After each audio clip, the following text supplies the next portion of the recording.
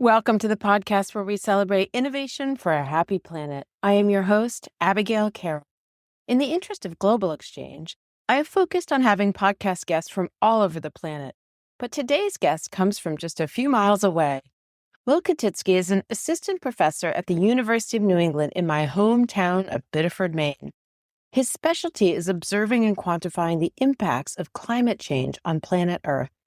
Having worked in equatorial and polar regions, as well as on some of the tallest mountains and along our changing coastlines, Will has a very broad perspective on the subject. Today, he focuses on engaging and training University of New England's undergraduates to understand the consequences of climate change and to help prepare them for work in this sector by providing them with hands-on opportunities to help enhance climate resilience in their local college community.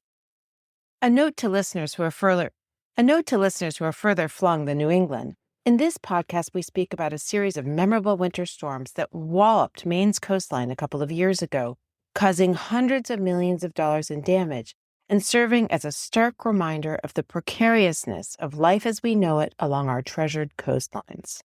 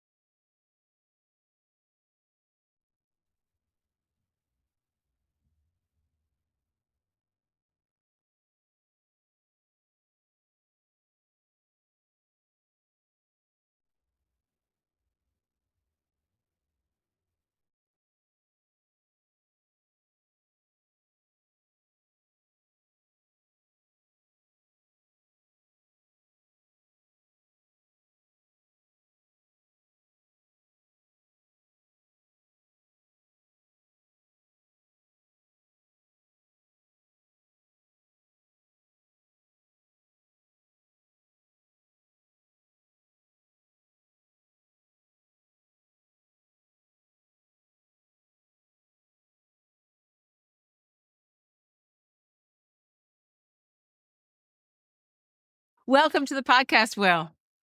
Thank you, Abigail. It's great to be here. I am excited to have you on the podcast. We've had interviewees from all over the planet, and you're about 2 miles down the street. And so it's really fun to have you here today. You've been doing global research from the equator to the polar caps to on climate change and its impact on the Earth. Where are we? What have you learned? I mean, I guess it's the ultimate question right now is where are we? And I think we're in a lot of trouble in many ways, and our planet's changing more rapidly than at any other time that we can see in the geologic record across hundreds of millions of years, for sure. And this is really unprecedented in so many ways. What we've done to change the composition of our atmosphere has had ripple effects across the planet, from the equator to the poles without exception.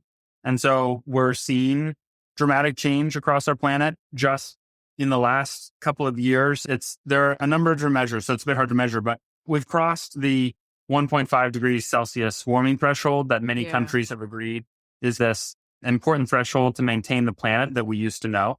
And we're rocketing past that. We'll likely flip into an El Nino pattern in the next year, which will see warming intensify around the planet. Our average annual temperature for the next year will probably be much greater than it has been in this slightly cooler phase we've been in for the last year.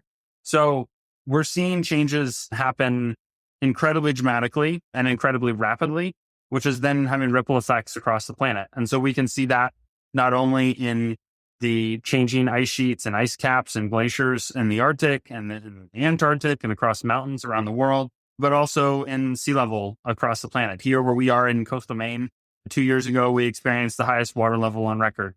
That's not a mistake. That's what we expect with sea level rise and more intense storms and a changing planet. We are seeing rapid changes everywhere you look, and it's terrifying to watch, but from a scientist perspective, it's also an amazing opportunity in human history to be able to observe these rapid changes and understand them. And so that's really what my kind of mission here at the University of New England has been, is to better understand these changes and prepare our students for that future, because it's going to get worse. We know warming is going to continue. We're not stopping our use of fossil fuels. And so we need to be prepared for that future, and we need to help communities understand how to adapt. So I think that's really one of our key questions going forward, is how do we help communities adapt to this rapid change and help them prepare for a world that we haven't seen before. So it sounds like what you're saying. I think there's this whole discussion about adaptation, which is pretty much accepting this progression, this rapid progression of climate change and its impact on our planet. Is that, we used to talk about prevention. I should be clear. We should stop. We should continue doing everything we possibly can to eliminate the use of fossil fuels and drive down our emissions and reduce the concentration of CO2 in our atmosphere. We absolutely have to do that, because every little bit of CO2 extra that we put in our atmosphere now makes things worse. But we are definitely at the point where adaptation is critical. Just to give you one example, my academic background really has been in Arctic glaciology. So that's an area I'm most comfortable with. And when we look out towards the end of the century, it basically doesn't matter what our future emissions are. We're going to see at least a couple feet of sea level rise. We could see even more if we continue putting greenhouse gases in the atmosphere and the planet warms past 2 degrees, for example, then we're going to see even more than that. But the climate system is far out of equilibrium that the glaciers are taking time to catch up. So and we don't even know everything that we've set in motion because of this. For example, Thwaites and Pine Island glaciers are some of the biggest in Antarctica. They're like a cork in a bottle holding back a huge portion of the West Antarctic ice sheet. If those let go, which is entirely in the realm of possibilities, then you're looking at several feet of sea level rise over the next century. So we're going to continue to see dramatic changes across our planet, even if we stop fossil fuel emissions tomorrow. Wow. Even if we started sequestering carbon tomorrow, we're still so far out of balance. We're going to see these changes for decades to come. You've left me a little bit speechless. I want to better understand this. 2 feet. I have the great fortune of being right along the Maine coast right now, and I know what 2 feet represents in terms of our little landscape on this peninsula. Can you put in perspective, like the 100 years preceding? What did that change look like? So over geologic timescales, the last several thousand years have actually provided a remarkable stability in sea level. For the past 4 or 5 thousand years, something like that, sea level basically hasn't changed. We've had a global average sea level has not really changed. Before that, it was changing rapidly because ice sheets were melting across the planet. And so coming out of the last glacial maximum, so we had these huge increases in sea level. We've had, in the recent past, we've had very stable sea level, which has allowed civilizations to flourish across the coast, right? It's really nice when you can build a port and that port doesn't change and you can continue to do commerce on the ocean without having to change your infrastructure. Right. But we're starting to see this dramatic change now where sea level is going to continue to rise, which poses significant challenges for all coastal communities on the planet, which is the majority of the population. Most humans live near coasts. 10 miles. And Biddeford and your peninsula, or sometimes I like to consider it an island, really is a great example of a place that's quite vulnerable, right? It doesn't take, we saw in the January 2024 storms, that peninsula was overtopped and the marsh was connected to the beach, right? And you couldn't drive on the road without driving through seawater. Yeah. So what we're effectively doing with sea level rise is loading the dice, right? As we add sea level rise, we're making it more and more likely that we're going to have these large storm events that cause this damage to coastal communities. As we sit here today, if we had 2 feet of sea level rise, it's not a problem today. We're not on a super big tide. It's a fairly nice day out. It's not a problem. It's a problem when we get those storm surges that are near astronomically big tides. And that's what's going to hurt us. And the more sea level rise we get, the more loaded the dice will be. The increasing probability will be that we're going to have these damaging events for our coastal communities. And that's going to lead, we saw well over $70 or $80 million in damage just to public infrastructure during the January 2024 storms. That wasn't even the private infrastructure damage. This is easily hundreds of millions of dollars in damage from that storm. And it's not a matter of if that water level will be broken, it's when. So there's some news that's been circulating about a recovering ozone layer. Can you speak to that and why that doesn't seem to matter? The ozone really is one of the best environmental stories of the last century. Countries got together and chlorofluorocarbons were destroying the ozone. This was a fairly easy problem to solve. We had good replacements. Everyone agreed in Montreal that we would ban these CFCs, and on we went, and the ozone has been recovering since. So really, that is a great example of humans coming together saying, we can't emit this gas, right, which was largely associated with refrigeration. And because of our actions, because we stopped using and letting that gas be emitted to the atmosphere, you've seen these huge recoveries in the ozone hole. So ozone is only a problem really in the southern hemisphere in very specific times of the year when you have light and really cold air temperatures. So spring, southern hemisphere spring. So it's not much of a problem. Most of the human population lives in the northern hemisphere. So the ozone hole is not much of a problem for us now than parts of Australia, for example. It still is on some days. But the recovery of the ozone hole really is one of the best environmental stories where we got together and we said, we know how to fix this problem, and we did it. Right. And unfortunately, we don't seem to have the same willpower to do that with carbon dioxide and methane. That if we've been trying, there are well over 30 Conference of the Parties now to the United Nations Framework Convention on Climate Change, where they've gotten together and they've never been able to figure out how to get rid of fossil fuels. And so they're just so deeply embedded in our life. We know we have the solutions. We know how to move away from them. We know how to deploy wind and solar power. We're seeing that happen on huge scales across the world, but it's just not fast enough. And we don't have the willpower to get ourselves off of oil. It's really hard. And so that's proven much more challenging than it was to get off of chlorofluorocarbons, in large part because there was such an easy replacement for the CFCs. And there's not this easy replacement for fossil fuels. It seems like the CFCs were very specific too. And the whole world runs on gas and oil. And if our current president would have his way, we'd add coal to the mix and just keep increasing all of that for the joy of all. Which is a totally crazy thing to do just based on economics. The cheapest power we can add to the grid is wind and solar. Right. And so even the coal industry, large parts of the coal industry don't want to restart because it's the most expensive energy to bring back to the grid. It really doesn't make any sense. So forget any of the externalities associated with climate change, just based on economics. The only thing we really should be doing is wind and solar. So just to play devil's advocate a little bit, if we're going to have a problem in 100 years, one way or another, is that just like moving the needle a little bit to make all these changes or not? I guess we're going to see a lot of damage, yes, and we can still prevent the worst of it and help so many communities. And we know that so many of these projects are damaging these fossil fuel projects. Fossil fuel extraction and consumption is so damaging to communities across the country, particularly those that have been historically marginalized the most. And so I think we have just this responsibility to do what we can to help. Yeah.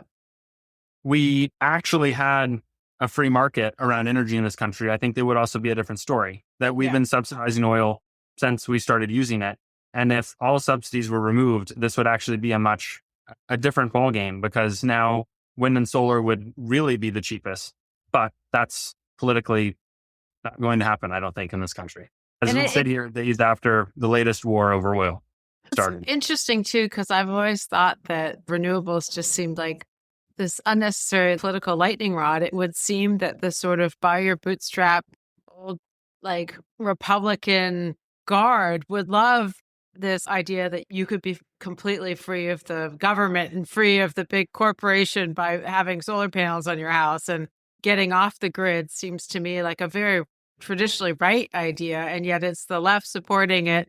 So I don't understand why it's such a lightning rod. I feel like we should all be on board about this. But agreed.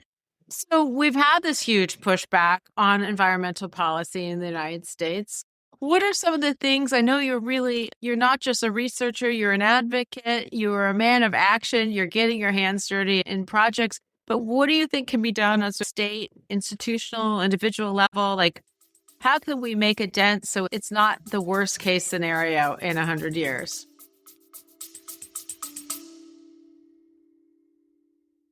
For a blue economy to thrive, people need to use more sustainable products. But which products? And will consumers actually adopt them? Innovators like you are hustling to figure this out. Spark number 9 can tell you if there's demand for your product. Spark markets your product before it's built using online advertising so you launch smarter. Have a big idea? Vet it with Spark before you build. Visit Spark online at www.sparkno9.com or find them on LinkedIn. Yeah. And sometimes I think we just have to keep having hope too. And sometimes it is demoralizing. You feel like there's nothing we can do and we should just, I don't know, go sit on the beach on the tides that we can and enjoy it and move on. But I can't give up hope that easily, that we can move the needle here and we can do better things. So I think recently the Inflation Reduction Act was one of the biggest historic investments in climate. And I think we will see that again at the federal level.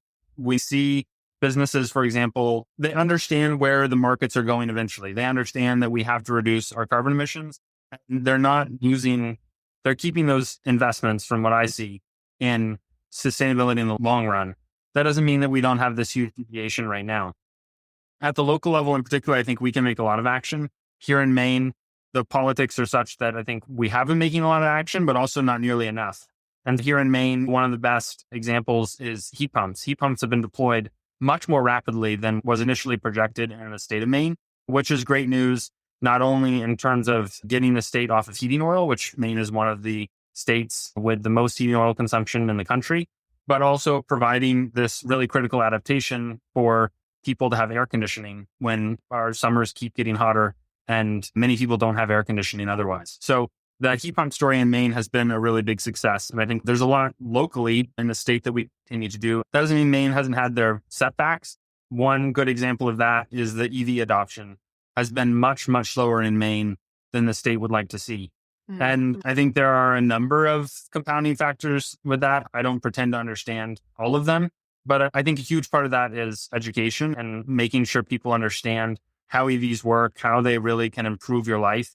My wife and I bought an EV 5 years ago now, and we'll never buy anything else. It just has made our life so much better to never have to go to the gas station, to be able to run the car and leave our dog in it, for example, on a hot day or a cold day. So it's provided so many benefits to our life besides fossil fuels. It's clear to me that's a trend that's going to continue and something that we need to encourage at all levels of government. Here in the city of Biddeford, we're trying to do a number of different things at this extreme local level to work towards our climate goals that we've set. So 2 examples of that is right now the city is working on a solar ordinance that would allow for large scale solar development in the city. Right now, that's not a current permitted use.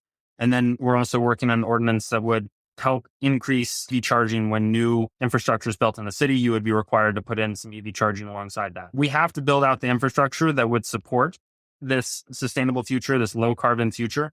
I think we do have an opportunity now to move that at the local levels. Of course, funding is always hard. And the Inflation Reduction Act was this huge infusion of cash to help move a lot of these climate projects forward.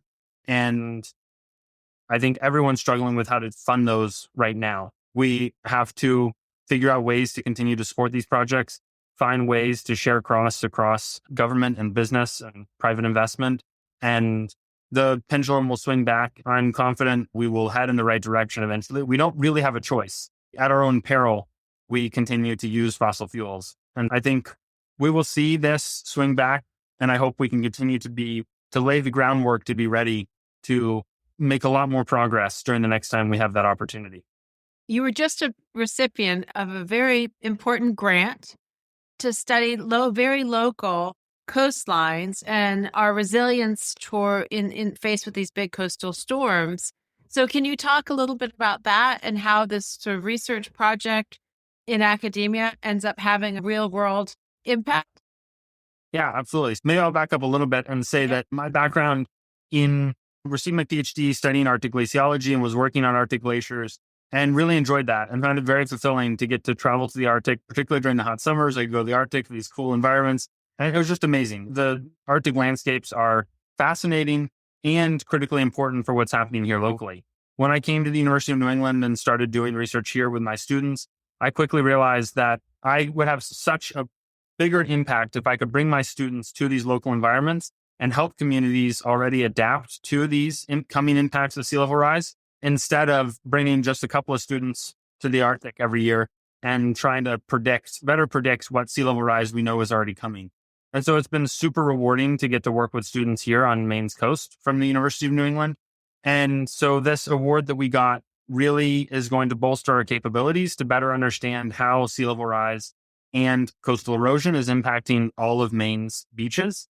And so we're going to be doing drone flights across these beaches to understand how they've changed during the recent storm events, during the January 2024 storms, for example, and how they're recovering since then. But then we need to know what to do next. And so just because we know how these beaches have been impacted, it's really difficult to know what we can do to support their longevity. We know what the coast looks like today is not what it's going to look like in a century. The coastal homes that are on the coast today likely are not going to be there in 100 years, or they're going to have to look very different. But we can buy ourselves time. And so we have a number of different projects we're going to employ to try to understand the best adaptation strategies to support coastal dune systems out into the future. And so we're going to build, for example, a wave tank here at the University of New England, where we're going to be able to model what a beach setup would look like, do some kind of adaptation measure, come up with the best ideas to stabilize dune systems, and then simulate that by generating waves and sending it towards our artificial beach. And then we've partnered with the Biddeford Pool Conservation Trust here, where we're going to then get to implement some of these strategies in the dune system to see how they perform in real life. And so we have this really unique opportunity here to better understand how our coastlines are changing, what their future could look like by combining these model simulations and real world data collection. And I guess I should put a bow on all of this. Really, to me, this is the most about preparing our students for their careers and for the next generation. I feel like the best thing I can do is train our students to go out and then have a big impact on the world. and we see them getting jobs at amazing places. And that's definitely the most rewarding part of my job, is that students go out and they get employed to help do these projects commercially and help clients build these more resilient coastal systems. And so that's really what we're all about here at the University of New England, is training our students to go out and make a difference in the world. So I hope this research project can not only help benefit our local community, benefit academic community and advance our knowledge, but also train these students for their future careers. How are the students feeling about the world today? A lot of the students at UNE have a real environmental mandate personally, and they come and they get involved in the Marine Science Center, and they care about ocean health, ocean sea level rising. What are you hearing from the students? Yeah, I think they're scared. They're scared about what the future is. They're worried about the planet they're going to inherit, right? The planet they're living on. Most of them they come to UNE because the environment is their number one issue and their life's work. And so I think it's really rewarding to get to work with those students. And sometimes, I have to remind myself that not every young person thinks that way, but our students definitely do. Our students are incredibly mindful of the environment and are incredibly passionate. So that's what makes working here so much fun and getting to work with them. So I have a lot of hope that they will help us as we move forward. And it's just really a joy to get to engage them in helping our community here too in coastal Maine. There's been an ongoing seagrass planting project here in Biddeford Pool that I know you've been involved in. And I planted seagrass for a day a couple of years ago, and it looks like it's taken and it's working. Can you speak to that? Because I think it's a project that other communities might be able to mimic if they hear about our success story.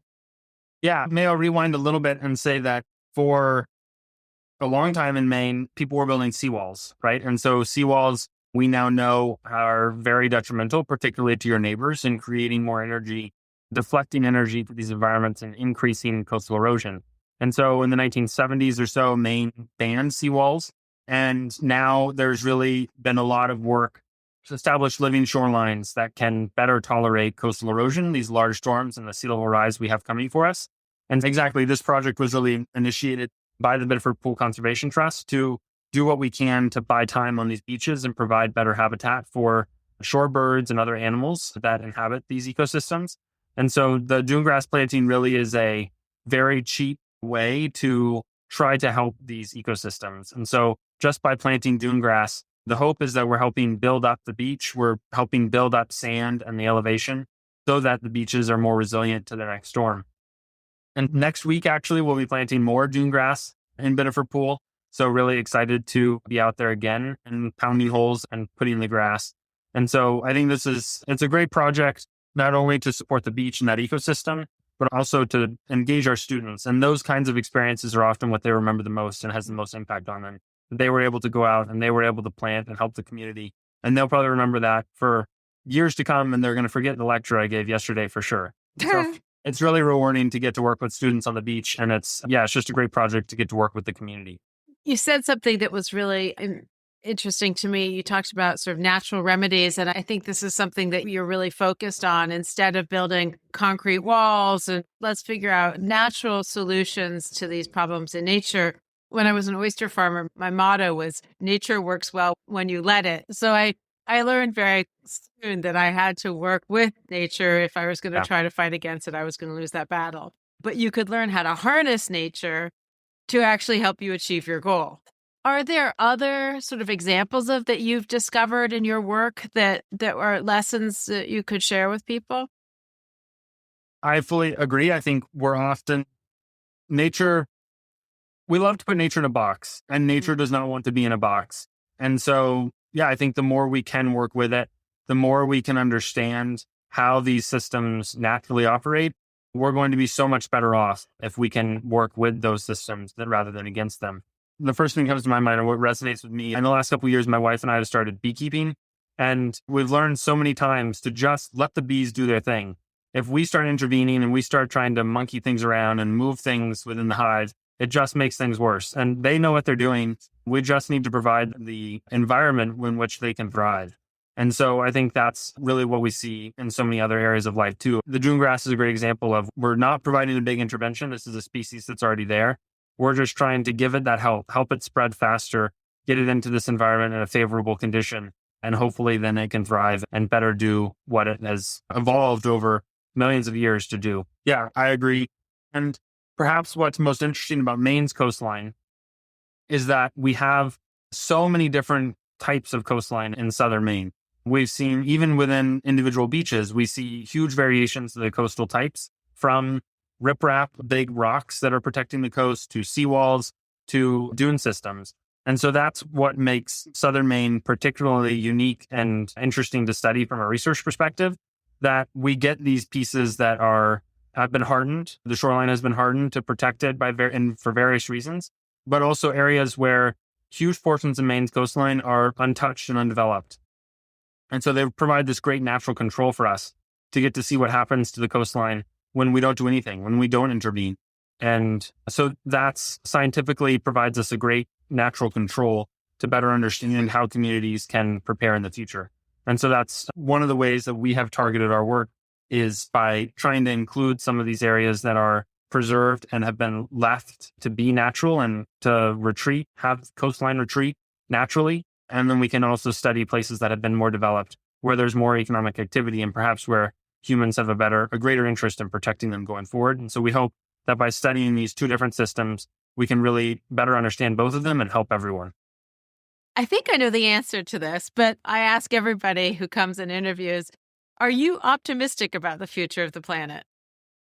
It's a hard one for me, and I think it really depends on the day. Some days I see our students and some of the good work that's happening, and you hear about the latest renewable energy project being plugged into the grid, or areas where we're really making progress. And I think we can do it, right? And we have the tools, and in so many ways, we're making progress, and we're making lives better. We're improving things.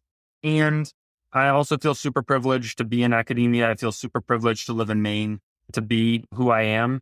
And so I feel like I'm very lucky, and my future personally is great. But I also worry a lot about our world. And yeah, I think there's a lot of reason to be pessimistic in the world right now, with new wars breaking out, with fossil fuel use continuing to increase, with our average annual temperatures continuing to increase. We have sea level rise going up. All these climate metrics are all going in the wrong direction. And so these are very difficult trains to stop. Now that we've been emitting carbon dioxide, we talked earlier about how much of sea level rise is really inevitable. And so I think our future looks very bleak in many ways, and our climate is going to change dramatically. And so the question becomes, how quickly and how adept will we be at adapting to this changing climate? And so I think my glimmers of optimism in that are just the way that our students and the young people respond, and they're ready to take action. They want to help create this world that's better. But we're up against a very tough challenge here. So I think we're in many places of the world are in for a lot of pain in the coming decades. But I think we have the tools. We know what we need to do. We just need to find the willpower to do it. If listeners could do one thing in their lives to have an impact on all of this, what would you recommend they do? I would say, this is a no small task, but eliminate fossil fuels from your life in every way you can. I think some of it's totally unavoidable. Flying on planes right now, if you need to go somewhere, there are not good options. You can electrify your home. You can electrify your transportation. You can think of lower energy ways to get around. And that's really the number one thing I think we can all do, is trying to eliminate fossil fuels from our lives. I think in my case, I've totally drank the Kool-Aid, but it's made being on electricity and being electrified, being on solar has totally made my life better in many different ways, and compared to using fossil fuels. But it also has huge benefits for our planet and our communities. And so just thinking about ways that, you can eliminate fossil fuels from your life in every way. I think it's a fun challenge, and it can be really rewarding.